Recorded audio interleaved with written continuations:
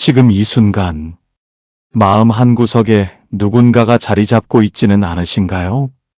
미운 사람, 용서하기 힘든 사람, 생각만 해도 가슴이 답답해지는 그 사람 말입니다. 우리는 살면서 참 많은 사람을 만납니다. 좋은 사람도 있고요. 그렇지 못한 사람도 있지요. 세월이 흐를수록 원망도 쌓이고 미움도 깊어지는 법입니다. 그런데 말입니다. 그 미움이 누구를 괴롭히는지 아십니까? 바로 나 자신입니다. 부처님께서 남기신 말씀 중에 이런 것이 있습니다. 미워하는 마음은 상대가 아닌 나를 먼저 병들게 하느니라. 이 한 문장이 우리 인생에 얼마나 큰 울림을 주는지 함께 천천히 살펴보겠습니다. 72세 김순자 할머니 이야기를 들려드리고 싶습니다. 오랜 세월 한 가지 미움을 품고 사셨습니다. 20년 전 일입니다. 시누이 한 분이 돌아가셨어요. 장례식 자리에서였습니다. 친척 한 분이 할머니를 향해 말했습니다.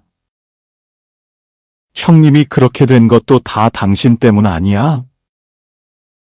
그 말 한마디가 가슴에 박혔습니다. 억울했습니다. 자신은 최선을 다했는데 오히려 자신을 탓하는 그 말이 너무 원통했습니다. 그날 이후 20년 할머니는 그 친척을 만날 때마다 마음이 불편했습니다. 명절에 마주쳐도 인사를 제대로 못했습니다. 가슴이 답답하고 머리가 아팠습니다. 밤에 잠을 자다가도 그 말이 생각나면 벌떡 일어났습니다. 왜 나한테 그런 말을 했을까? 내가 뭘 잘못했단 말인가? 그 생각이 꼬리에 꼬리를 물었습니다. 혈압도 올랐습니다. 소화도 안 됐습니다. 병원을 다녀도 큰 병은 아니라고 했지만 마음이 편치 않으니 몸도 따라 아팠습니다. 주변 사람들은 이렇게 말했습니다. 그냥 잊어버려요. 이제 그만 생각하세요. 하지만 쉽지 않았습니다. 미움은 잊으려 할수록 더 선명해졌습니다. 여러분도 비슷한 경험 있으실 겁니다. 나를 배신한 친구, 나를 무시한 동료, 나를 오해한 가족, 그들에 대한 미움이 마음 한구석을 차지하고 떠나지 않았던 기억 말입니다. 우리는 그 사람을 벌주고 싶어 합니다. 그 사람이 잘못을 인정하고 사과하길 바랍니다. 하지만 그런 일은 좀처럼 일어나지 않습니다. 세월은 흘러도 그 사람은 변하지 않고 나만 홀로 미움을 품고 살아갑니다. 이것이 우리 인생의 슬픈 현실입니다. 부처님 당시에도 이런 이야기가 있었습니다. 어느 마을에 두 사람이 살았습니다. 한 사람은 다른 사람을 깊이 원망했습니다. 과거에 자신을 속였다는 이유였지요. 그는 매일 그 사람을 욕했습니다. 저 사람은 나쁜 놈이다. 저 사람 때문에 내 인생이 망했다. 동네방네 다니며 그 사람 흉을 보았습니다. 그런데 신기한 일이 벌어졌습니다. 욕을 하는 사람은 점점 얼굴이 어두워졌습니다. 몸도 마르고 기운도 없어졌습니다. 반면 욕을 먹는 사람은요, 평온하게 자기 일을 하며 살았습니다. 오히려 건강하고 밝은 얼굴이었습니다. 왜 그랬을까요? 미움은 독과 같습니다. 독을 품고 사는 사람은 자신이 먼저 중독됩니다. 상대방은 아무것도 모르는데 미워하는 사람만 밤낮으로 고통받습니다. 의학적으로도 증명된 사실입니다. 분노와 미움은 스트레스 호르몬을 분비시킵니다. 코르티솔이라는 물질입니다. 이것이 계속 나오면 어떻게 될까요? 면역력이 떨어집니다. 혈압이 오릅니다. 심장에 무리가 갑니다. 소화기관이 약해집니다. 잠도 제대로 못 자게 됩니다. 결국 몸이 병들어 갑니다. 특히 우리 같은 나이 든 사람들은 더 조심해야 합니다. 젊을 때는 몸이 회복되지만 나이 들면 한번 무너진 건강은 돌아오기 어렵습니다. 그런데도 우리는 미움을 놓지 못합니다.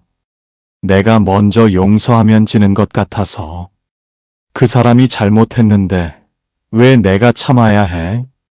이런 생각이 우리를 붙잡습니다.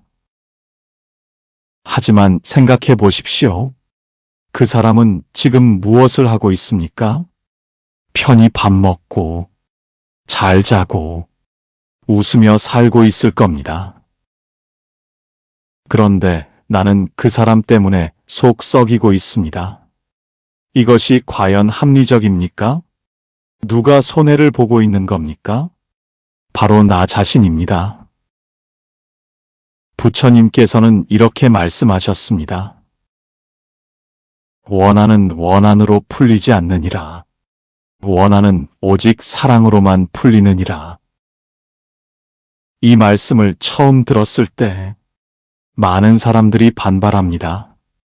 그게 어떻게 가능합니까? 나를 그렇게 아프게 한 사람을 어떻게 사랑합니까? 부처님도 그것을 아셨습니다. 그래서 이런 비유를 들어 설명하셨습니다.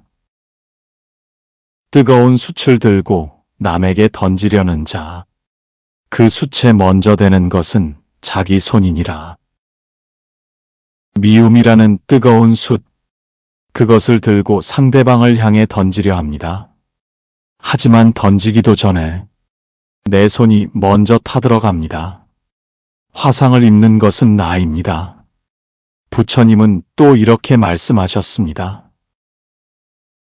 화를 품은 자는 잠을 이루지 못하고 미움을 간직한 자는 음식을 제대로 먹지 못하느니라.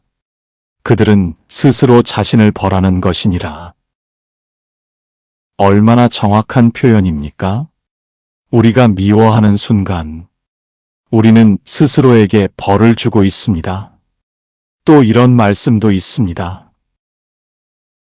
독화살에 맞은 사람이 있다면 누가 쏘았는지 따지기 전에 먼저 화살을 뽑아야 하느니라. 우리 마음에 박힌 미움의 화살, 그것이 누구로부터 왔는지, 왜 날아왔는지 따지기 전에 먼저 뽑아내야 합니다. 그래야 상처가 아물고 치유됩니다. 부처님 가르침의 핵심은 이것입니다. 미움을 버리는 것은 상대방을 위한 것이 아니라 나 자신을 위한 것입니다.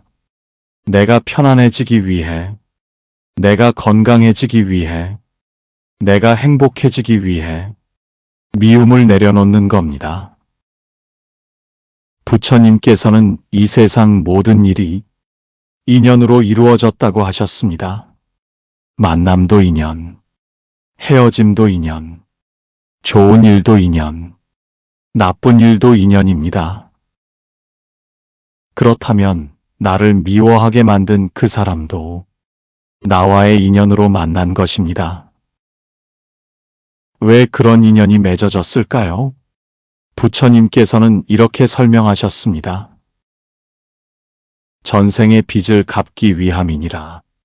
또는 내가 배워야 할 무언가를 깨우치기 위함이니라.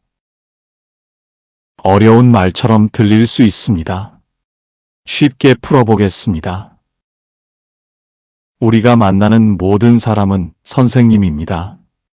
좋은 사람은 사랑을 가르쳐 줍니다. 나쁜 사람은 인내를 가르쳐 줍니다. 나를 배신한 사람은 신중함을 가르쳐 줍니다. 나를 미워한 사람은 용서를 가르쳐 줍니다. 그렇게 보면 모든 만남이 의미가 있습니다. 한 스님의 이야기가 있습니다.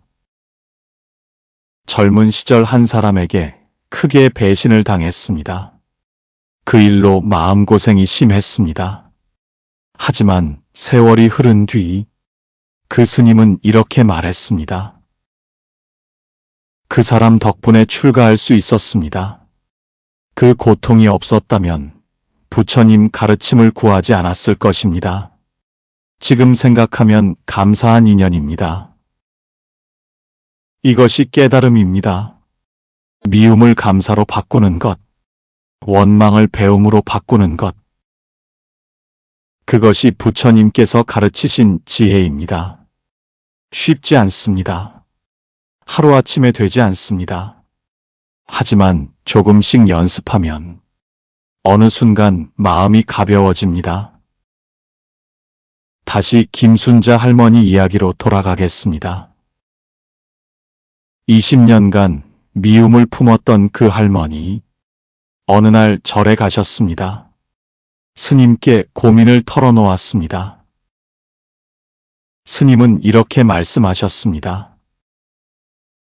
보살님, 20년 동안 고생하셨습니다. 그런데 그 친척분은 지금 어떻게 지내십니까? 할머니는 대답했습니다. 글쎄요, 잘 지내는 것 같은데요. 스님이 다시 물었습니다. 그분은 편히 사는데 보살님만 괴로우시다면 누가 벌을 받고 있는 겁니까? 그 순간 할머니는 깨달았습니다. 자신이 스스로를 벌하고 있었다는 것을. 상대방은 아무것도 모르는데 혼자서 20년을 괴로워했다는 것을. 스님은 계속 말씀하셨습니다. 이제 그 짐을 내려놓으십시오. 그것은 보살님의 것이 아닙니다. 할머니는 그날 절에서 기도를 올렸습니다. 부처님, 제가 미운 마음을 내려놓겠습니다. 이제 더 이상 저를 괴롭히지 않겠습니다. 신기하게도 그날 밤, 오랜만에 편히 잠을 잤습니다. 다음 날 아침, 거울을 보니 얼굴이 밝아진 것 같았습니다.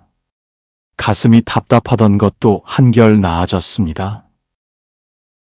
물론 하루아침에 모든 게 풀린 것은 아닙니다. 가끔 그 기억이 떠올랐습니다. 하지만 이전처럼 화가 치밀지는 않았습니다. 그럴 수도 있지. 그분도 힘든 일이 있었겠지. 이렇게 생각하니 마음이 편해졌습니다.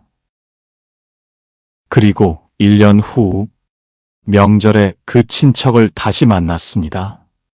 할머니는 먼저 인사를 건넸습니다. 그동안 잘 지내셨어요? 그 친척도 놀란 표정으로 인사를 받았습니다. 그날 할머니는 집에 돌아와 혼자 울었습니다. 시원한 눈물이었습니다. 20년 동안 가슴에 맺혔던 응어리가 그렇게 풀렸습니다. 지금 할머니는 건강하게 지내고 계십니다. 혈압도 안정되었고 밤에도 잘 주무십니다. 무엇보다 얼굴에 웃음이 돌아왔습니다. 미움을 내려놓는다는 것은 상대방을 용서해 주는 것이 아닙니다. 나 자신을 자유롭게 하는 겁니다. 감옥에 갇힌 것은 상대방이 아니라 나였습니다. 그 감옥의 열쇠도 나에게 있었습니다. 언제든 나올 수 있었는데 스스로 갇혀 있었던 겁니다. 부처님께서는 이렇게 말씀하셨습니다. 마음이 자유로우면 몸도 자유로우니라.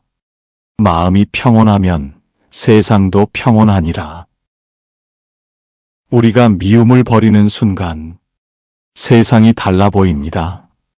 똑같은 하늘인데 더 푸르게 보입니다. 똑같은 바람인데 더 시원하게 느껴집니다. 똑같은 밥인데 더 맛있습니다. 왜 그럴까요? 마음이 편해졌기 때문입니다. 생각해 보십시오.